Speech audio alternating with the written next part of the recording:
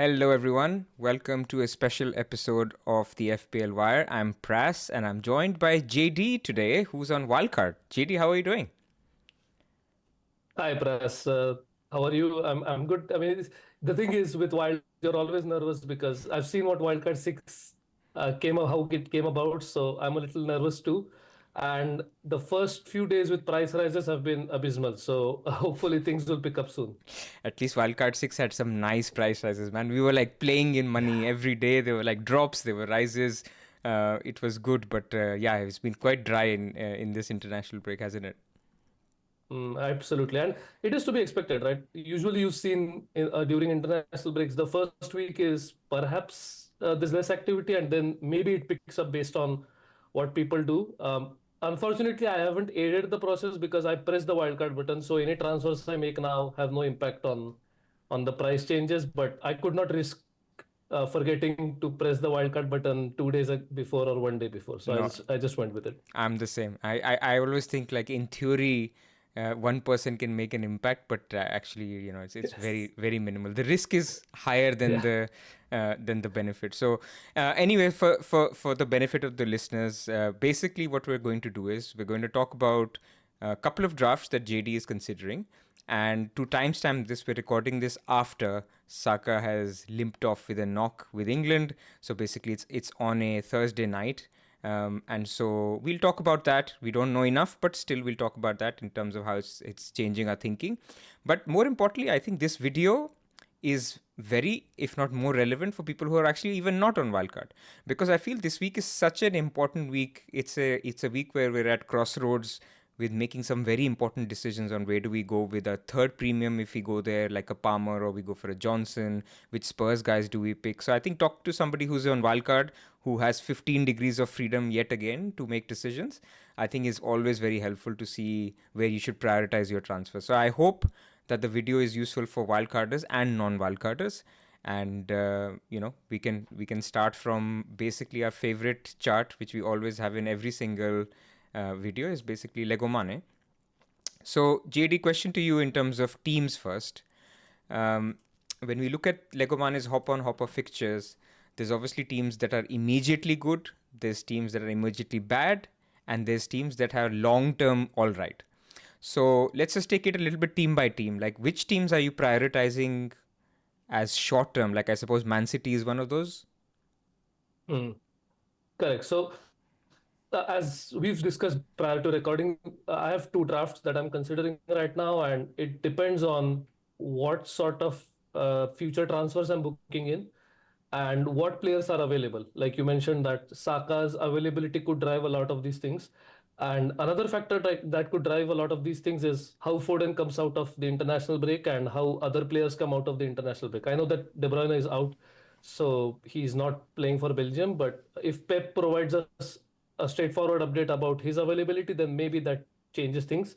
But I mean, I'm maybe on a bit of an optimist when it comes to Foden's minutes compared to a lot of people that I've seen on Twitter, because for me, it just seems like Pep's press conference, even though we know how much he misleads us every single time, we've seen countless examples of that. I just feel like his general demeanor with respect to Foden has been pretty good, and I would like to invest in at least the first two fixtures short term, which is Wolves and Southampton, and then maybe move on to someone else like Saka, or maybe in very hushed voices Bruno Fernandes if we have a new manager. We, because both Pras and I are United fans, so I have to say Absolutely. we, because we've both dejected by the current state of United.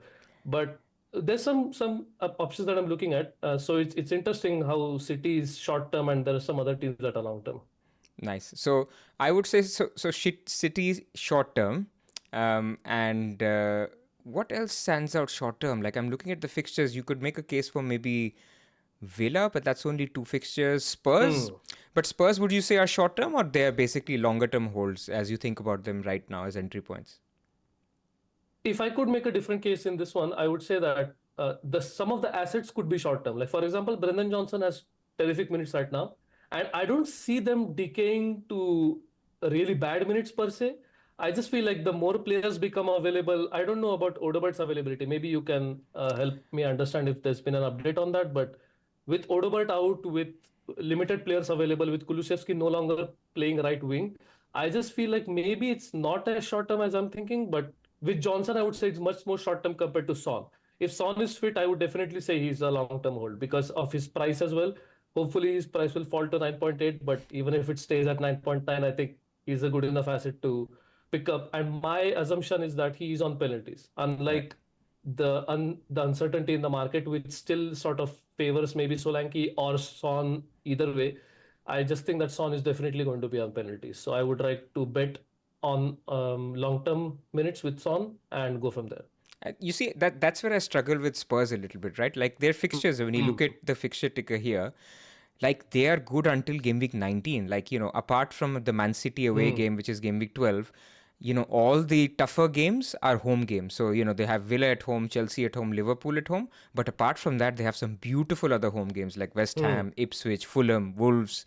So it's a team that you can hold long term. But where I struggle with this is, I think you made a good point on Johnson. So maybe, okay, Johnson could be a mm, hold, could be, as long as minutes stay. And by the way, again, today there was an update. Paul O'Keefe basically wrote a tweet that Odobert could be back after the international break. Son could be, and Richarlison could be training by next week. So there is some hope mm, that they could have their minutes. But, again, Son should maybe be okay to start. But Richarlison, does that impact Solanke? I'm not too sure. Does Odobert impact Johnson? I'm not so sure. Like those guys could be more used in mm, Europa a little bit. So maybe we'll be wrong, but it feels like Johnson's and Solanke's minutes should be okay. Longer term, it's more about the slot.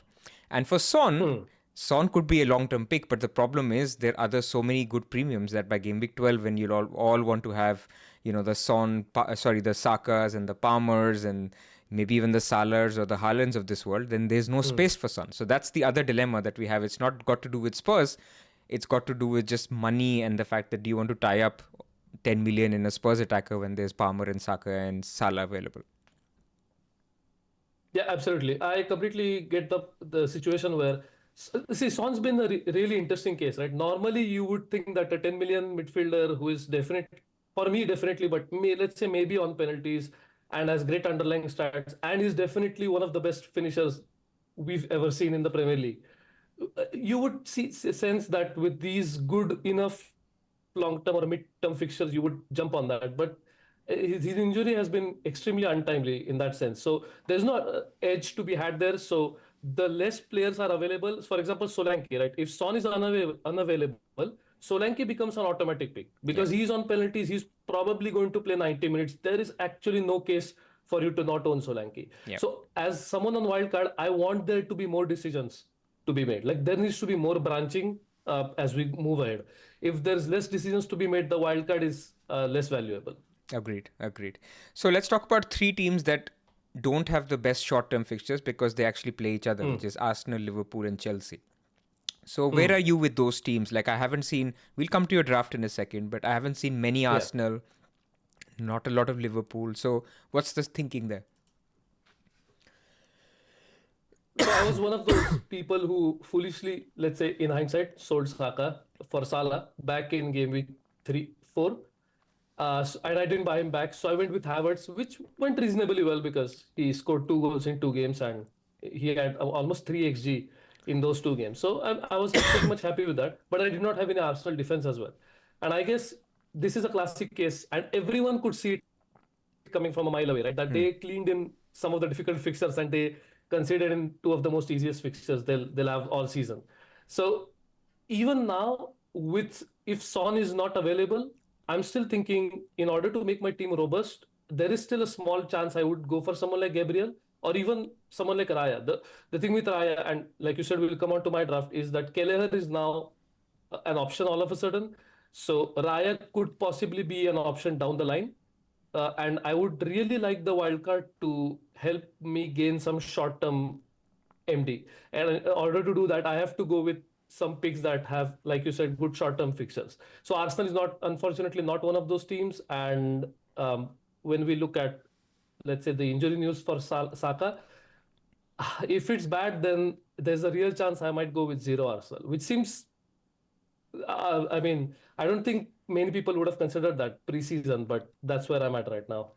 I mean, it's an edge, right? I mean, if you're looking Yeah. to wildcard now, you're trying to go different. A lot of people are sitting on 3 Arsenal because they've just come Mm. come back on the back of Southampton and Leicester. Yeah. So, and they won't be looking to sell. Like, I may be in the minority where I'm looking to do Havertz to Solanke, but not. I Mm. don't think many people are looking to sell their Arsenal picks at this stage. So that's, I think, on that. Chelsea, I think it's only a Palmer discussion, which we'll come to when we come to your draft. And I'm Mm. very curious about Kelleher. So let's go to your draft, and I'm going to read it out for the listeners. This basically is quite a different team, so I'm very interested to speak about it. So it's Kelleher in goal. So you've got a 4.4 and a 4.0 goalkeeper combo. We will talk about that. In defense, you've got double Man City defense. So Guardiola and Lewis. Vandenberg is your 4.0 defender. Pedro Porro and 8 Nuri. And then midfield, you have Rogers, Bumo. I think those are the staple. And then your other three are Son, Palmer, and Mavididi. And then your attack is Solanke, Calvert-Lewin, and Haaland. So before we go to sort of specific questions on the players, tell me, like, where are you in terms of your thinking? How far progressed are you? And of course, this is taking into account no further injuries, and let's say Saka is Yeah. also fine. Of course. So very quickly with Keller, it just seems like too good of an opportunity to miss out because Allison is out until the next international break, from what I know, for 6 weeks that is. And with the number of injuries Allison has had, I because I owned Allison last season when he got injured, and I'm firmly trying to this time back against Allison's minutes. So this seems like a reasonable bet where I get Keller at least for 4 weeks, and then if the injury is longer than they suspect, then I keep benefiting from the fact that Keller plays. But if not, the transfer line is go from Keller to Raya in game week 12 when Allison is supposed to be back. Right. So a But goalkeeper counter transfer, as question, you know, and yeah, counter yeah, question is the four fixtures that Kelleher is fit is yeah, basically Chelsea home, Arsenal away, Brighton home, Villa home. Now, Liverpool have been a yeah. fantastic team defensively, but do you have Mm. belief? Like, how many clean sheets would he keep? Why wouldn't you just have Flecken or somebody? Flecken.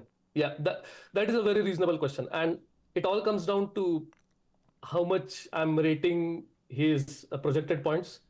And unfortunately, he still seems to have pretty great projected points for the next 4 weeks. So again, like you said, Flecken is the easiest choice, right? He also has good fixtures, which is why I have Vandenberg, and Mbumo is a different discussion, but and at least Vandenberg. Yeah. So with Flecken, this the second draft that we will show. I have Flecken and Keller in the team. So I'm trying to see or trying to whittle down to, let's say, two or three drafts which have different themes. And this is a draft where you've read out the team. So I think listeners can also understand that I have picks like Mavididi, Vandenberg, and Keller in this team. Hmm. So this I would say is more of a hopium draft just because Son is also considered to be firmly uh, fit and available to play in game week 8.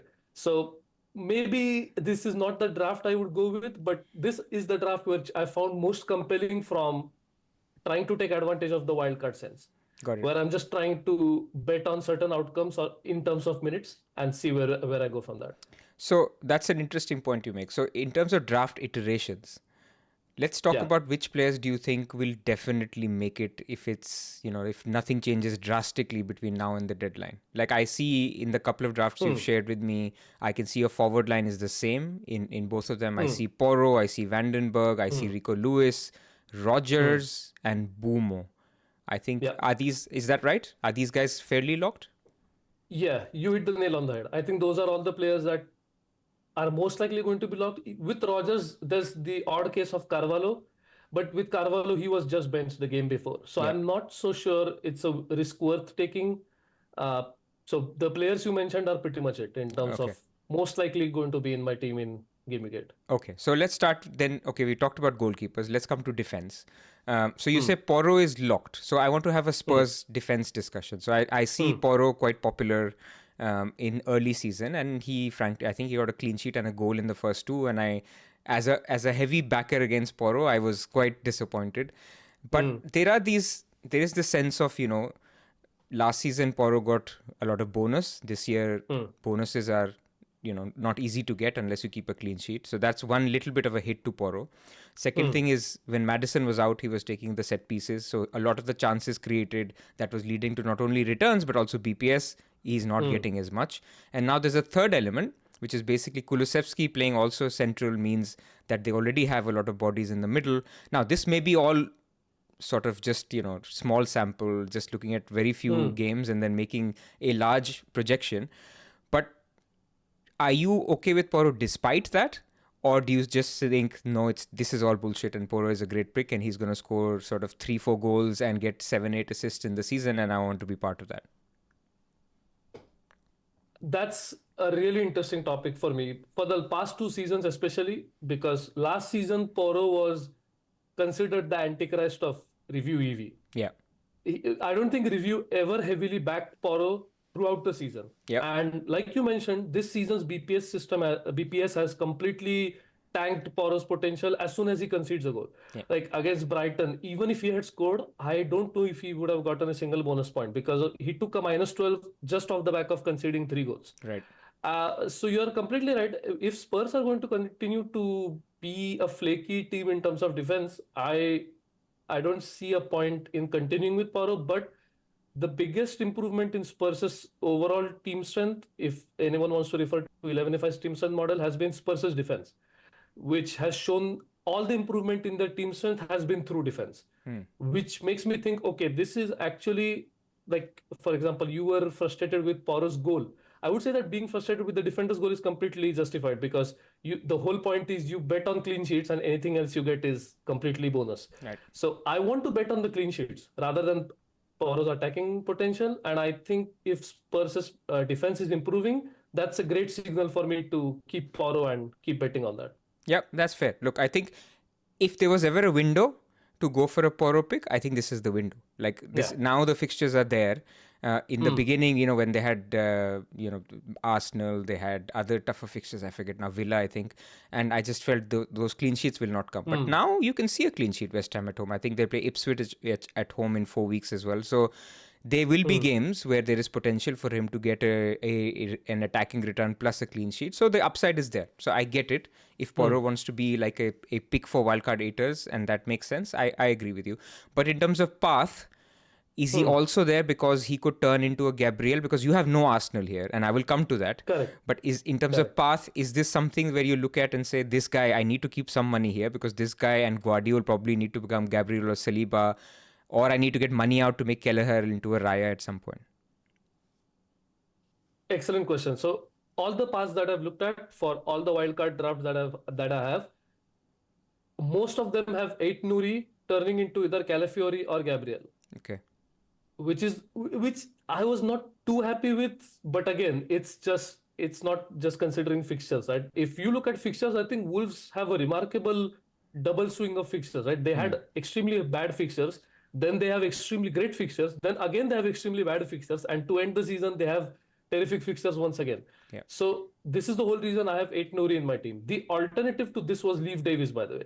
Right. And to your point about lack of bonus points, the fact that he got a bonus point when both teams scored is crazy. It just shows how many big chances he is creating to really benefit from this new system. So I wanted to know, what are your thoughts on, let's say, a position or a decision between Ait Nouri and Leaf Davis? Where would you go?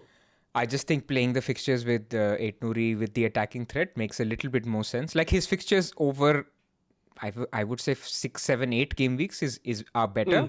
And ultimately, we've seen Ipswich now win some easier games and some tougher games, and we don't know how they will do. There's still a little bit of an unknown to me. Like, can they keep a clean sheet? I still don't know. Like, maybe they can, but Wolves on the other hand have had a terrible run, so we can still have, we can use last season's data and we can say that, look, maybe they're still a decent team. They just had a very bad hand in terms of fixtures, and maybe they will get okay.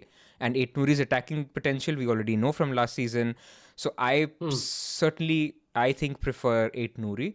Also because in my case, I have Greaves as my 4.0 defender. So I already have some Ipswich cover, or not cover is not the right word, but I already have one Ipswich defender, so I definitely don't want a double.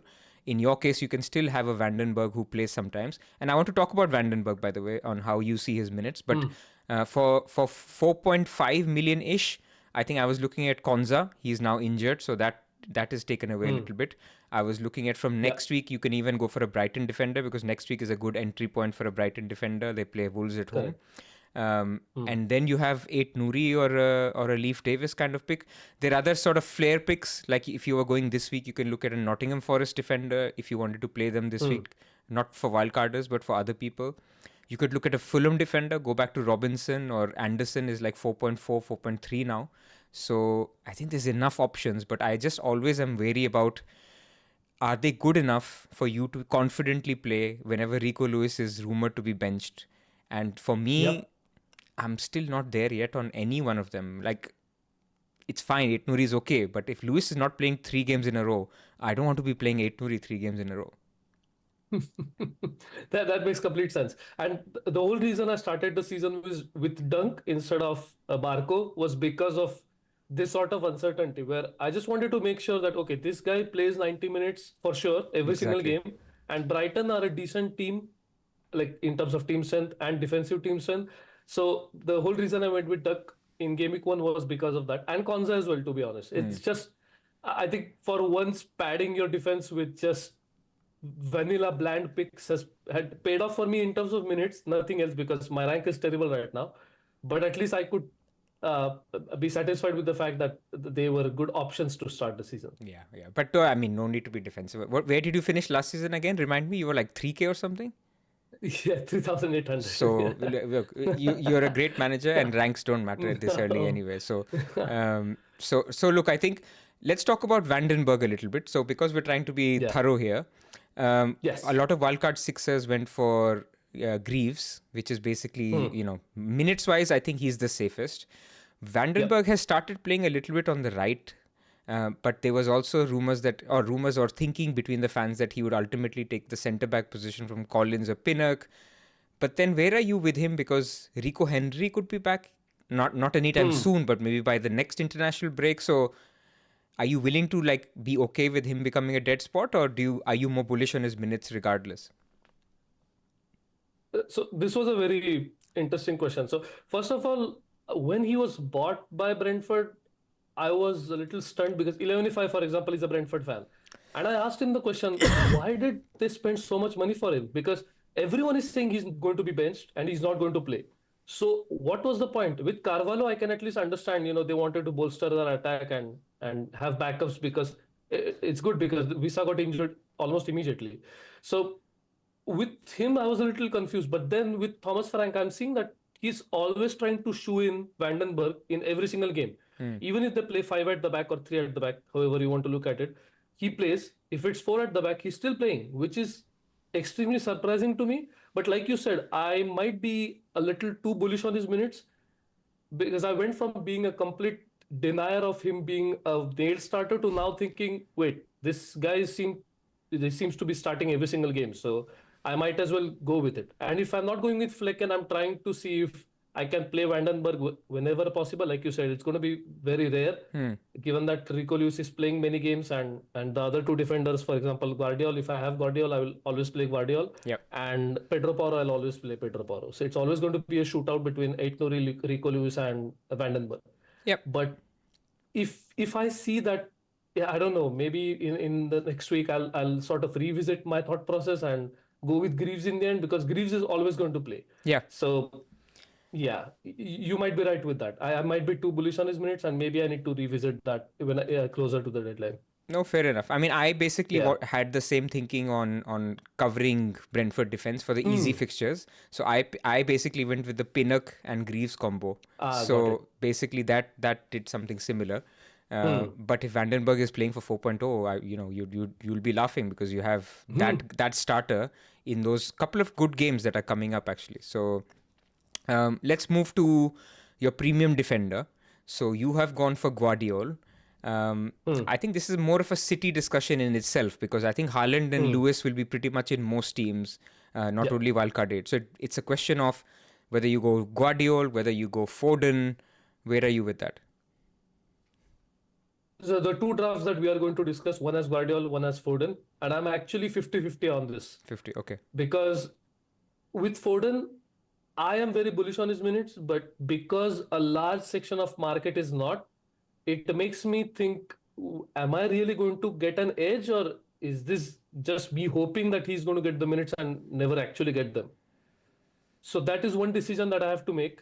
The other is, and this is a completely illogical point, which is I don't know why City don't seem to keep any clean sheets. What happens? I mean, it's just so predictable every single week. I hope it reverses and they keep some clean sheets just for the sake of analytics as a whole. But it's just too funny. Every time they concede a goal from a low XG shot, it just makes me laugh. So that's the whole reason I'm not thinking about Ederson. And I know I you have haven't. Ederson, Yeah. so But yeah. this is not my draft So video, so absolutely. So, yeah. Ederson, I've sort of gone off the idea of Ederson, but with City defense, it still entices me because the fact is they're still probably one of the best defenses in Europe, and I still want to back them. So, if I think Foden's minutes are bad, I think I'm just going to go with Guardiola. No, look. It's understandable. Look, I mean, Yeah. the idea with going double city defense is that you have the best four fixtures in the league, Mm, for the top two team in the league, mm, and right now the third pick isn't obvious. So going for a third pick, which is basically now, I think people can go for Foden. The problem with Foden is, mm, if people go for Foden, I'm happy because I can go for Son or I can go for Palmer. Like, mm, it's not like Foden is. It's not like last season where the pricing is such that it's Foden versus maybe going for somebody like Bruno or something, where or mm, someone else who's not doing well. There's so many picks that are doing well. You don't have to desperately go for Foden.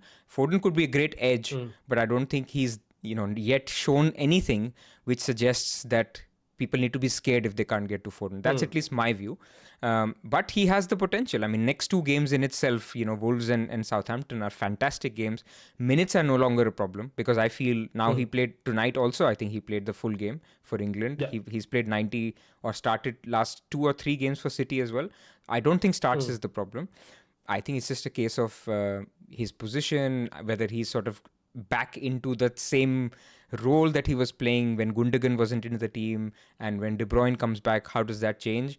If it's the punt, like, I think if people want to go for the punt, not a punt even, like, it's the edge. Like, if people wanted to get a player before the masses flock to him, I think Foden ticks the mm, box a lot.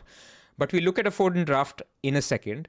So you've gone for mm. Guardiola as your pick. So you haven't basically thought about saying, City defense is meh.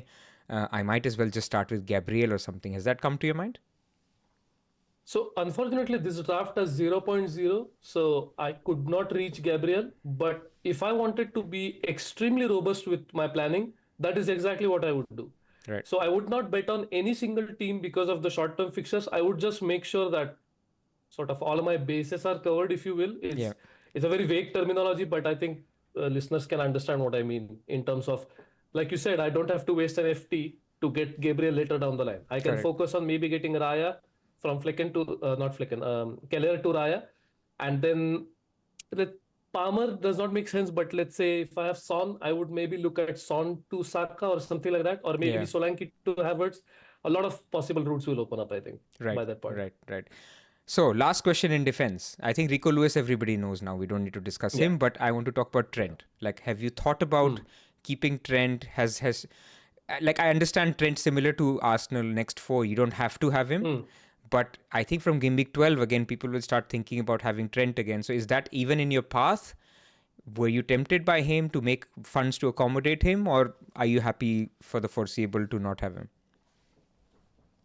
Unfortunately, I tried fitting him in with the sort of strategy I'm looking at, and there's just no way. He's not too expensive. He's more expensive than what I want to use for that premium defender slot that you spoke about. And by the way, I didn't even notice this. You're the one who brought this to my attention, that there seems to be a theme where I have one defender who is priced higher than all the others, and that's the sort of spot I need to maybe focus on in terms of rotating Hmm. different defenders in that slot. But with Trent, it's just I couldn't find the money. And around I want to say, so for example, if I don't go with Salah right now, and this is why I'm covering Salah and Trent in the same discussion, I don't think I can get to either of them until around game week 18, which is a very scary prospect. But I mean, I'm hoping other players that I pick will do the job. So right now, no thoughts on. I mean, no thoughts on getting Trent. But and I also sold him, so Yeah, he's now more expensive to get back. right. So you So made your I think peace I'm with it. going to double down. Yeah, No, yeah, I did. I think, look, I think most teams, not just wildcard teams, are Mm, converging to a three premium. And I'm going to call obviously these 10 million guys also premiums, yeah, is yeah. basically converging to a three premium structure. And you cannot have a three premium structure and Trent. And if you did, Mm, then you can't have a second mid price striker. Like you can obviously go Solanke down to a 5.5 striker and then upgrade your one of your mm, defenders to Trent. But again, when Solanke and Havertz are doing what they're doing with Solanke having great fixtures, you just think maybe it's fine to have Solanke. So in my mind, if I lose Trent right now, it'll be probably I'll probably look to get him back by downgrading my second striker. When Solanke's mm. fixtures turn bad or something, and our good friend João Pedro is back. I think that's a good 2 million you can get, and you can upgrade one of your defenders to a Trent. So roughly that's. I think that's where the meta or the template is shifting, where people will have Mm, two heavy midfielders, Haaland, and then the next shift will come in game week 12 again, when correct. maybe some Haaland funds get released. So let's come to midfield then. Nothing to discuss on Rogers or Mbumo. Mavi Didi, that's an interesting pick for 5.3. Is it just funds? Could you have gone McNeil or Semenyo if you had more funds? That's exactly right. It's again a funds thing, and the easier option is actually to get dribbling. So I have zero point 0.7 in the bank and I can play around with it. For example, like you discussed, I could simply upgrade Guardiola to Gabriel in one move instead of two. Yep. So maybe dribbling is the sensible move here. And I, for one, am actually not a fan of Steve Cooper's tactics in this sense, where because I have no understanding of why he didn't play in the first place, Yeah. it could happen again. So I'm just very wary of those things. And like I said, this is a OPM draft, so uh, hopefully people will take it with a pinch of salt. And Mavidity, I think, definitely has to be dribbling because I would rather have the zero point 0.7, and I'm not going to play either of them most game weeks. So why not just save money on that? Especially in the short term, I think Rogers is very Yeah, playable next three fixtures. correct. Like a Yes. lot of wildcard sixers are actually playing Rogers and benching Semenyo as an example Hmm. in the coming future. So that makes sense. You've talked about Son. Hmm. So now let's just have a little bit of a midfielders discussion. So maybe we'll repeat a little bit of Foden chat here. But Hmm. Palmer, Son, Saka, Foden all Hmm. feel like good picks that you can have. Palmer and Saka you can have and just leave for the foreseeable, probably 10 weeks, 12 weeks, maybe longer. Son feels a little Hmm. bit to me shorter term where you probably want to get one of him to a Son later, and similarly Foden. So is there a clear preference for you, or again this comes down to your path and whether you want to use a transfer on this player later or not, and that's what is determining between these four picks? So with these players, I think, for example, with Palmer, right, perhaps has the worst four fixtures from game between his game week 8 and 11, and he's still so much higher on expected points than I ever imagined. Hmm. He's third behind Salah and Holland and Salah, Even in the next four. which yeah, which is remarkable. Hmm. I mean, I think maybe Foden would triumph him if you boost Foden's minutes, Right. but let's assume some uncertainty in Foden's minutes compared to Palmer, who is rock solid 87 plus minutes every single week. It's really it's. I mean, maybe I should not be surprised because he's such a great player in underlying stats as well, and also penalties. So maybe I'm being too harsh on Palmer, but that made me think I can just get Palmer right now, and that's a robust move because I want to get Palmer in 12 anyway. Hmm. So fine. So some not too great fixtures along the way, but I save a transfer and probably get all the price rises because with Newcastle and United, I should maybe not consider them as hard games anymore. Yeah. So yeah, so then I think that's the way I'm leaning right now. With Saka, we'll wait the injury news, but having both Saka and Palmer, I found to be a little too restrictive.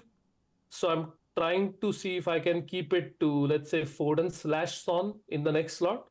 But like you said, it's not too difficult to get to that place. Like Yeah. you can downgrade, let's say Solanke, or you can downgrade.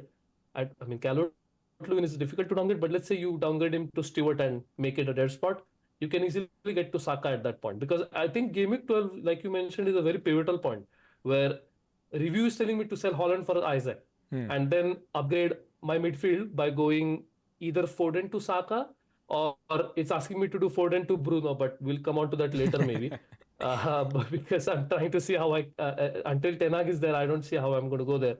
But very interesting sort of strategy. Do you have any opinions on any of these players? So look, I have got good team value because I had a Hmm. decent start and basically I got lucky with some price rises for Smith Rowe, for even Hmm. the Salah double price rise and things like that.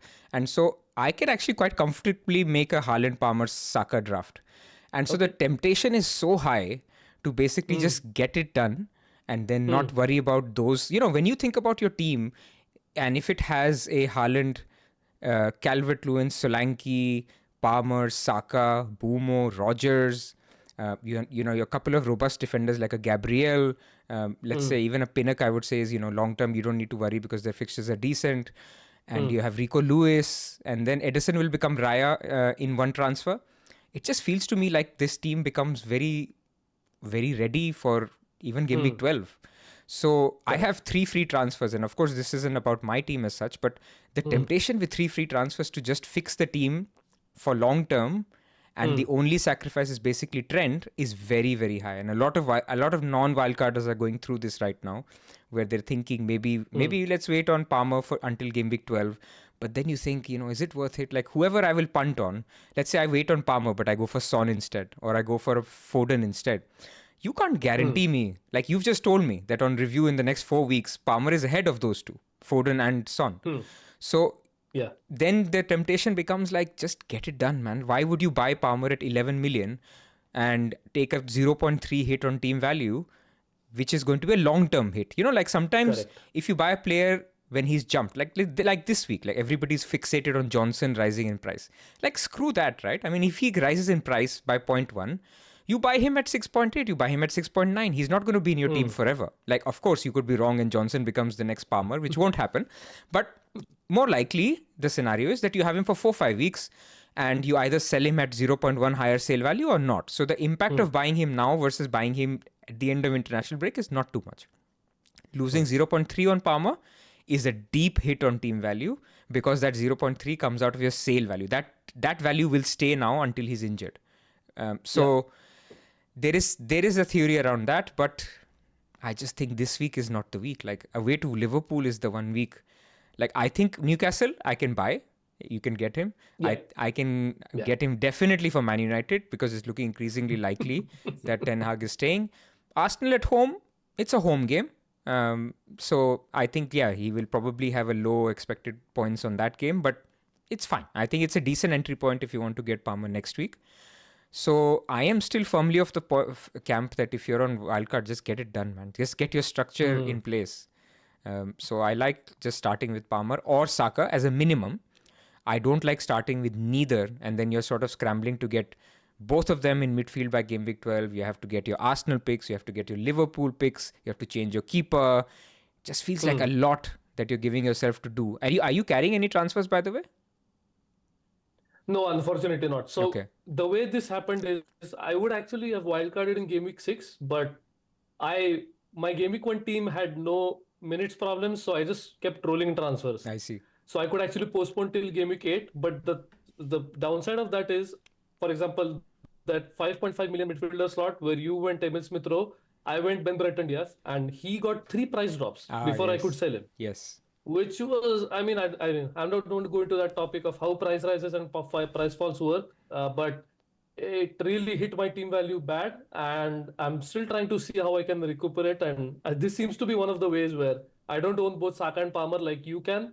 I just start with one of them, and then once I downgrade somewhere else, I can maybe get to those 3 players. Got it. Because with Palmer, see, normally, sorry, I'm just going to extend this, Hmm. but with Palmer, normally people would say, oh, this is like, committing MD heresy or something, because you would expect him to not have great MD. No. But as soon as I saw that he has great MD, I'm thinking, okay, well, there's actually no reason, because I want to look at team value. I want to increase team value, and I want to keep that team value. So the only way to do it is might as well start with Palmer and not worry about that. For those who are not used to the lingo, so MD is basically massive data. So basically, Yeah, sorry. I his tried to avoid that. Yeah. no. So basically, his potential in the Yeah. next 4 weeks is Yeah. pretty high. Yeah. Like it's higher Yeah. than any other midfielder. After you said what, Salah and Haaland. Yeah. That's what So I saw. If I don't include like boost Son's and Foden's minutes to 90, which Son it will be once he's back fit, but we still don't we know. still don't know. And with Foden, I don't think he's going to play 90 minutes every single week. I mean, with Champions League, I mean, I would say it's closer to, let's say, 80-ish. So like it's not like 70 or Yes. 60. Yeah. But you could get to Yeah. an 80, but 90, no. I mean, there's only a very few picks in the game Exactly. who are 90-minute picks. So I've got one more question before I go to your next draft. Is Bruno Fernandes? It's worth talking about him. Most of the Wire listeners will be saying, "Come on, don't." I mean, why are we wasting time on Bruno Fernandes? But Manchester United's fixtures are incredible, and Yeah. so if there is a managerial change, is that something that you would consider? And tell me why, even though you're a heavy model user, review user, you haven't considered Bruno. So let's just spend 2 minutes on him. Perfect. So not just as a model user, but someone who also models EV for different competition. So this is a very strange case, and it all comes down to what every single model considers as input for points projection. And what I'm struggling to wrap my head around, and see, this is a huge dividing point in analytics as well. I don't think a lot of players who play even using analytics want to buy Bruno, or they've already sold Bruno at this point. And the people who want to persist with Bruno seem to have a clear case of, okay, this is my edge, and they want to stick with it because no one else has him. So any points he's going to bring in is pure profit, as they would say. The downside is obviously you don't have any other player in that slot who could potentially get you Correct. more points. Correct. And now the other side is, which I am thinking along those lines, which is review or any other data model has certain assumptions. So those assumptions start with a team strength being stable enough, the team being consistent enough in terms of players that play, and let's say some strategies being consistent enough. And I just feel like United do not tick any of those boxes. No. And so, with how players are modeled, I feel like Bruno's error bars, which is, let's say, the range of outcomes that Bruno's expected points are supposed to bring, is much wider. Yep. And it's unfortunately shifted towards zero. Like, as in, the range of outcomes should be shifted towards zero. And this comes down to, again, sorry, I'm just going to complete this point by saying that Sartalp and I have also discussed this point, which is that we don't know the distribution of points within the review or within any other data model, which makes it very difficult for us to simulate a range of outcomes and for us to see if I run, let's say, 1,000 solves, in how many solves would Bruno Fernandes appear? Yeah. We just have to go with certain assumptions. And right now, if you run any sort of solve, Bruno will be in your team. So if you consider these intangibles, I'm leaning towards not having Bruno. It's not just because of I'm a United fan and I don't want to see any United player in my team. It's just that I feel like this is a case of the data itself is not stable enough for me to back. So let's say Ten Hag is let go, and we have Nistelrooy as the interim manager. Would that change anything? It would, as soon as I see that there's a stable team. Like, there should be at least a set of players who are being played week in, week out. I'll give you a different example. Rashford playing with Shaw was touted as a huge factor for Rashford being or outputting the way he did in 2 seasons ago. Yep. And there is some merit to that, because you could see that as soon as he lost that overlapping fullback on his side, he did not have that attacking threat because there was no one to take away the fullback that was supposed to mark Rashford. Correct. So I feel like this is a very extreme example, but I'm just saying that the whole team dynamic, I need to see some sort of consistency in the team dynamic. So you wouldn't pick him, that, even if Ruud van Nistelrooy was the interim manager, you would wait and see if Bruno becomes a pick. I'd see, here's the thing. I'm going to lose an edge because of that. So some analytics managers would say, you're already too late. By the time you wait for Nistelrooy to put out a steady lineup and you jump on the bandwagon, it's probably already too late. But it's fine. It's not as if I'm going to go with picks that have extremely less expected points compared to Bruno. I'm Yeah. going to have comparable players. I might spend a little more money on them, but it's fine. I Yeah. mean, I'm not too worried about that. I mean, for me, the biggest limiting factor right now of Bruno is basically with Bruno, you can't have a Hmm, 3 premium setup. You you have to can't. basically have a 2 premium setup. Maybe that works Hmm, out anyway, but I hmm, think that for me is enough to sort of say, let's move on. But let's go to your next draft. I haven't talked about your forward line, and that's because in hmm. the next draft your forward line remains exactly the same. So we will talk about Yeah. it in the context of that one. So I'm going to read it out again for the listeners.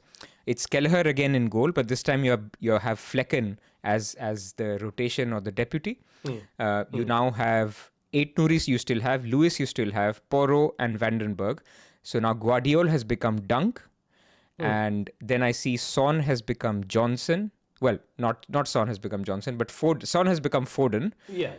Pa- Foden. Yeah. Palmer and Saka are the same because you have a million in the bank here, so it's almost the same. Hmm, What has hmm, happened is your Mavididi has become Johnson, hmm, and you still have Rogers, you still have Boomer, and you have the same front line. So it's basically hmm. Guardiola, Johnson, and Foden versus Son, Mavididi, and Guardiola, and another keeper. Sorry, did you mean Dunk instead of Guardiola in Yes, the Dunk, first one? Dunk, Dunk. Sorry. Yeah, okay, sorry. Yeah, yeah. Yeah, that's precisely it. And there's a variation where Dalot also appears in the draft, but like I said, I would want to try and avoid United players, but his expected points are tremendous. If he, He's the like you pick. said, he He's has the pick if you had to go for one Man United absolutely, player. absolutely. And see, with Malacia almost being back and Shaw, I'm just going to discard for now in this discussion. But with Mazraoui hopefully he's back fit. I just feel like there is a chance that he could perhaps get a rest. I think personally, I think he's like the Bruno Fernandes of United's defense. Whatever team we put out, Dalot is going to start somewhere in that team. Right. But if ever there were a chance to bench him, or not to bench him, but to rest him, I think it could be one of the Europa League games. But if not the Europa League games, because we need to be in the top eight to qualify directly to the round of 16, I would say it would be in one of the Premier League games. Yeah. Because Ten Hag, we've seen, he's clearly a cup manager. He doesn't care about the league. I don't think he's ever cared about the league from the way he speaks. Every time in the press conference, it's always, I've won 2 cups, I've won 2 cups. So it makes me think maybe Dalot is primed for a rest sometime. Okay, so let's talk about Yeah. your changes here. So tell me about Brennan Johnson. Like he's become a darling Yeah. pick more Mm, recently for mm, minutes. Like we were talking about, I think before the stream started on mm, Odebird and a mm, little bit about that. But how mm, high are you on Johnson, and how likely are you to go with him? Because for you, mm. it compromises Son. Like for me, I could go Son and Johnson. Like I could have Correct. basically both of them and Solanke, or maybe not even Solanke. But for Correct. you, if you're basically quite set on Solanke and you're quite set on Porro, then it becomes a Son versus Johnson comparison. Yes, correct. And the only way I think I would go for Johnson is if I know for sure that Son is going to be out for, let's say, at least 1 or 2 weeks post the international break. So I need Ange to be very But why does that candid, matter? which he is. Oh, it's because So you don't want to pick Son instead. Okay, okay. exactly. So I would go for Son, and then the discussion is completely separate. So Johnson would not even, like you said, I won't even have space for Johnson because I would have Solanke, Son, and Pedro Porro. So that discussion is solely based on the decision is solely based on Ange being candid, which he is, to be honest. So if I get a good enough indication that Son is going to be back, I don't think I can go for Johnson because I will definitely go for Son. And then I'm trying to see if how Son could become either Saka or not Palmer. I would probably have Palmer already, but Saka or I don't want to say Bruno, but let's say Bruno for just for the sake of completeness. But why can't what I don't get is like Hmm. Johnson is a good pick by himself, right? So, He is. He like, is. if I say, let's say, we have to assume Son is back because Hmm. back in the sense that we are told that he's now training, right? Of course, we won't know Okay. until the first game. So we see him Hmm. training, and says yes, he looks okay. Hmm. Obviously, he won't say he starts, but he says he looks okay. So at that Correct. point, my question to you is, why wouldn't you just go for this Foden, Palmer, Johnson draft versus a Hmm. Son, Foden, and somebody else draft, let's say a cheaper midfielder? Um, I just like, wouldn't you think the difference between Johnson and Son is actually quite lower than 3.5 million that it is currently? Or do you think it is still worth it because of penalties? Now I see what your question is. So essentially, it's about because Johnson always has good underlying stats, so it's not even that he's Correct. So a by bad going player for in that Son, sense. Yeah, you're not yeah, only yeah, compromising on Johnson, you're yeah, also yeah. compromising on a Foden or a Saka On or a Palmer. Foden. Hmm. I see what the question is. So that's actually a that's actually a great point. So my initial thought process was centered all around Son is not going to be available, Hmm. which is why I have this draft in the first place. Right. So I'm just assuming that, but if Son is back, my only consideration is how does that impact Johnson's minutes in the long term. So let's say Richarlison, Odobert, Solanke, Johnson, and Son are all available in game week 9. Let's Yeah. say for 8, only few of them are there, but for game week 9, all of them are available. Then my thought process is if Johnson's minutes are going to tank to, let's say, 65 or 70 ish, would I still want him? Hmm.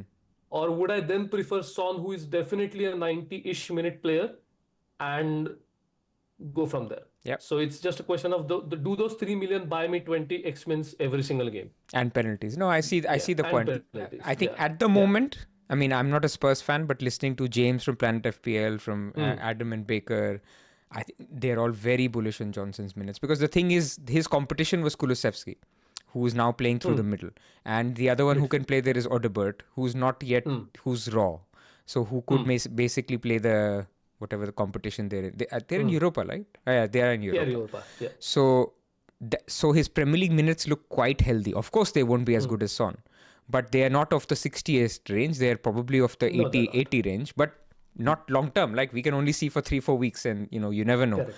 So, and then the one thing again, analytics versus grass a little bit. The one thing where we sort of converge is form. It may not exist in analytics world as much, but form does increase minutes. I don't think there's any That is debate it. there.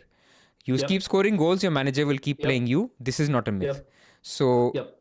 that's the other thing where I think short term, or even I think short to little bit medium term, I think Johnson looks quite solid in terms of minutes. Mm. Of course, Mm. he's not Son, but then there's 3.5 million. So something to think about. Like if I was on Wildcard, I would definitely consider Johnson, Palmer, Saka, or Johnson, Foden, Palmer kind of Mm. setup, which I just Mm. feel like I'm covering all the guys I want. Like I want Palmer, I want Foden, and I also want a Spurs second attacker.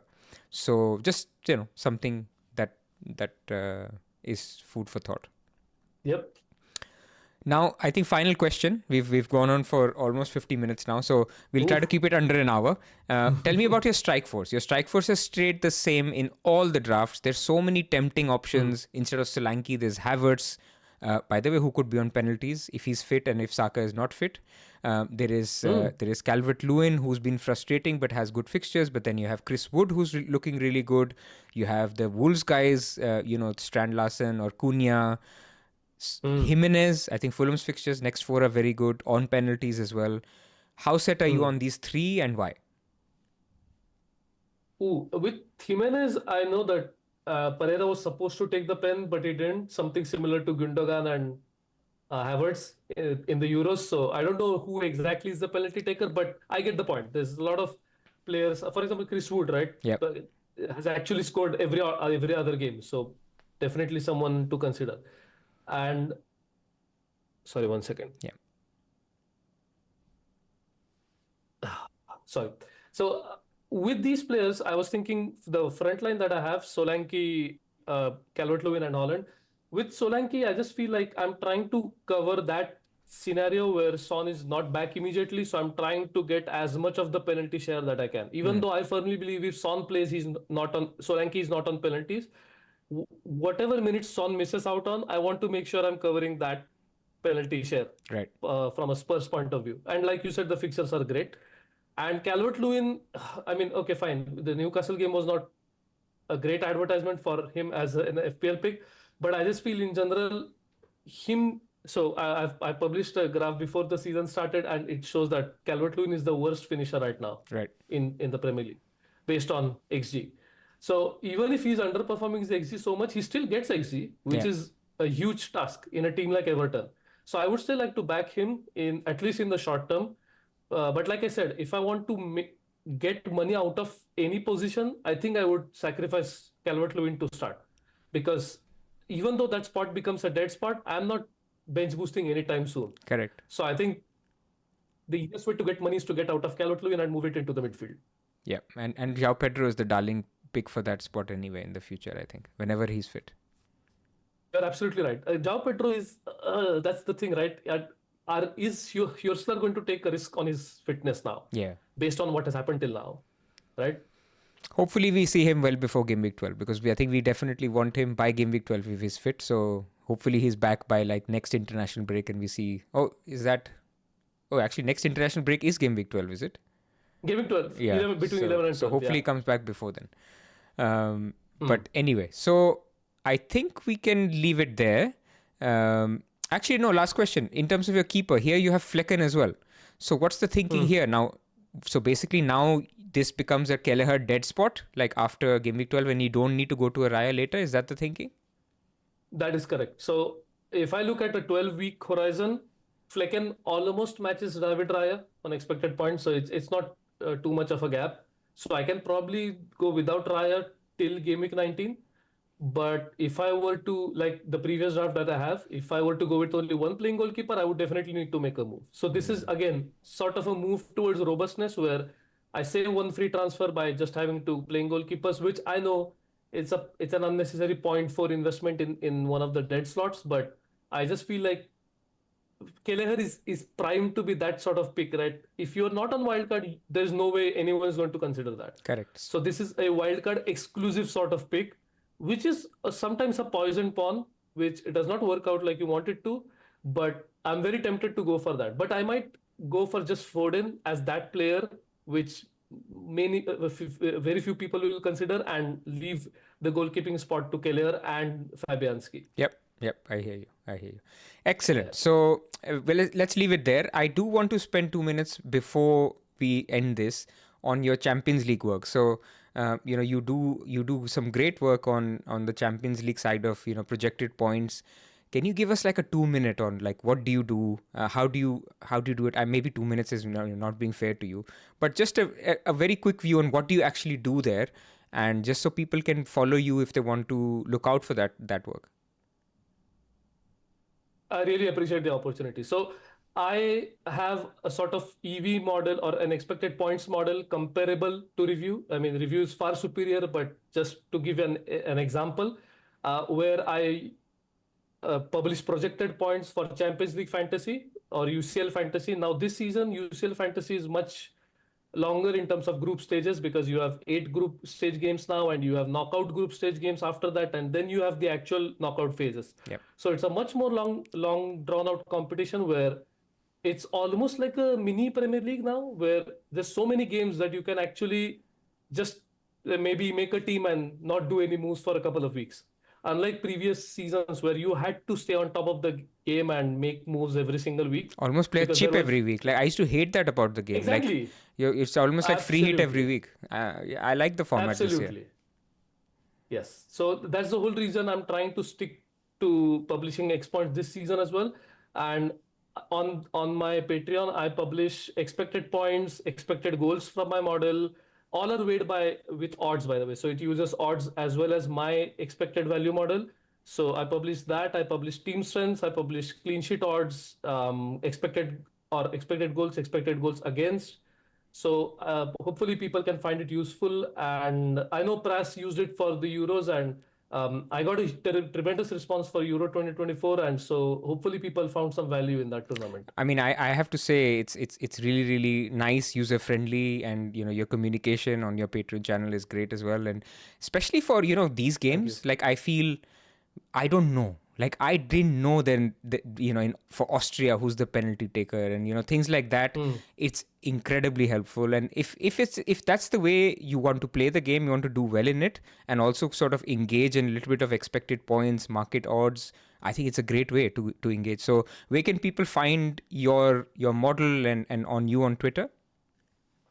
Yeah, so people can find me at the Schadenfreudist with a 1 instead of an I. I know it's a very difficult username. It's actually written in the screen, so you can find it just below his name. Yeah, thanks. And the Patreon, you can find it on patreon.com/UCL Fantasy. So hopefully that's easier to find than my username. How did you get that URL? So it's all yours, basically. So I keep switching. So whenever it's Europe, I make it Euro Fantasy. When it's not, I make it UCL Fantasy. So it's still nobody's claimed it. So hopefully they it keeps working. Excellent, excellent. Well, thank you very much for sharing your thoughts. I hope people on Wildcard and not on Wildcard also found it useful. If you do drop a like and show some love to JD. His debut on the wire, and yeah, you were excellent, man. Thank you very much for joining. Thanks, Pras. Great opportunity and nice talking to you for the first time. All right, everyone, take care. Take care. Bye. Bye.